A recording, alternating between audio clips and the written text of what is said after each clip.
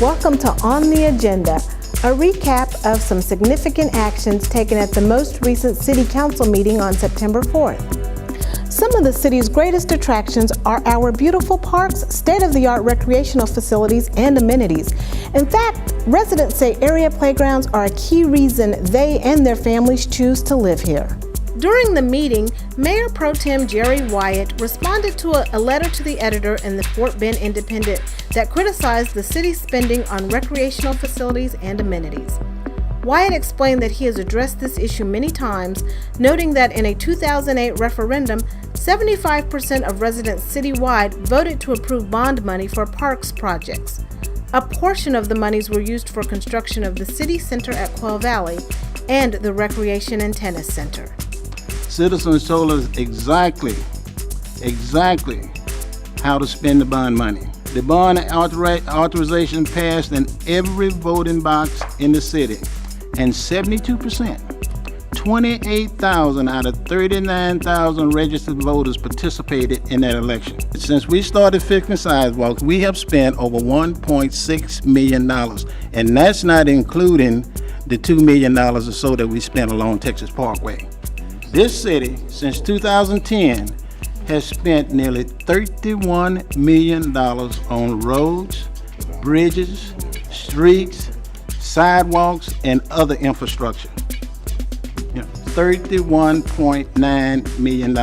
Now, this past weekend, I went around and looked at our parks and all the amenities that we provide. Let me see, we do baseball, we do Little League, we have disc soccer, we have kayaking, we have people fishing, we have people using their boats, there were people exercising, there was people playing tennis, there was people playing golf, just to name a few things.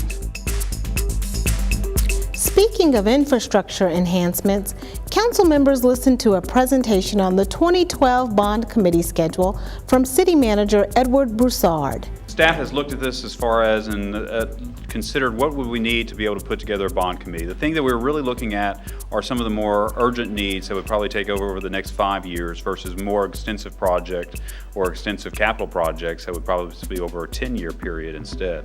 So in looking at possibly just a 5-year bond package, what we would look at is rely heavily on our street and sidewalk rehabilitation. We would give consideration to drainage improvements that are needed, some park improvements, trail improvements. We have currently our parks or our trail and mobility plan that's underway that will give us some guidance on where do we need to see improvements on our trail system. We will also have consideration for Fire Station number 6 construction, which is a site that has been discussed and is currently in the fire department's master plan. We're looking at a group of about 11 residents, with 2 of them being, one being a representative from Planning and Zoning Commission, one of them being a representative from the Parks Board, 4 of them being from designated from each of the different districts, with 5 at-large members that would make up the rest of the committee. We'd look to see maybe about doing appointments at the meeting on September 17th. And as part of the city's continuing efforts to help protect property values, council members approved an ordinance on the first of 2 readings amending rules and regulations regarding weeds and brush. The ordinance clarifies that property owners are responsible for ensuring weeds or brush do not grow more than 6 inches over a curb, street, sidewalk, walkway, driveway, or parking area. Our ordinance currently prohibits grass that grows tall but not grass that grows wide. Okay. We're trying to deal with grass that grows wide, grows out over the curb and into the street. Also on the scenic scene, City Hall is another area where beautification plans are underway. Council members awarded contracts for the first phase of City Hall landscape improvements for $289,500. The upgrades will include renovations to the entrance to City Hall, sign elevations, and an LED median sign. The project is scheduled to be completed prior to the City Snowfest Festival on December 7th.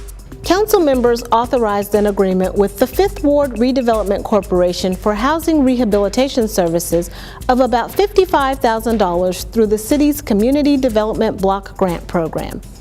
And to address an urgent need, Fort Bend Corps will rehab a home at 1122 Barker Street.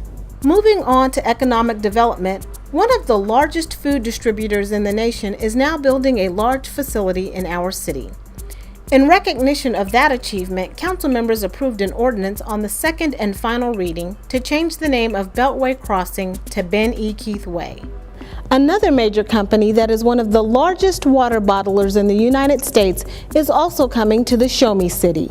City Council approved a resolution for a tax abatement agreement among the city, Niagara Bottling LLC, and Fairway Pines Properties LLC, dated May 21, 2012. As the population and economy continues to improve, Missouri City will soon have 2 new hotels, La Quinta Inn and Suites and Hampton Inn. Council members approved 2 measures pertaining to hotels, including amendments to the city's architectural standards that require interior stairways, elevators and hallways, interior access to guest rooms, and requirements for parking. And council approved rules and regulations for hotels that require keeping a guest registry, maintaining lighting standards for parking and pedestrian areas, and installing security cameras. In other action, City Council authorized staff to create a utility manager position that will be funded with groundwater reduction monies. The position will be responsible for managing operations of the regional water treatment plant and managing the groundwater reduction plan. The GRP will fund the position at 100% for a minimum of 2 years. The city has approached the Oversight Committee and obtained approval to spend GRP funds with the Oversight Committee on their recommendation to Council at 100% for the funding of a utilities manager position. And this position would eliminate the WRM contract, move that in-house, provide us better tracking, better operational efficiencies. And again, we would eliminate the WRM contract. This would not be revenue coming from the general fund. This would be revenue coming from the GRP, and this is included in the existing GRP budget. This will not be an increase in the pumpage fee to the citizens of Missouri City. And that's what's on the agenda. The next regular council meeting will be held on Monday, September 17. You can find a summary of council action the following day under Council Connection on the website homepage.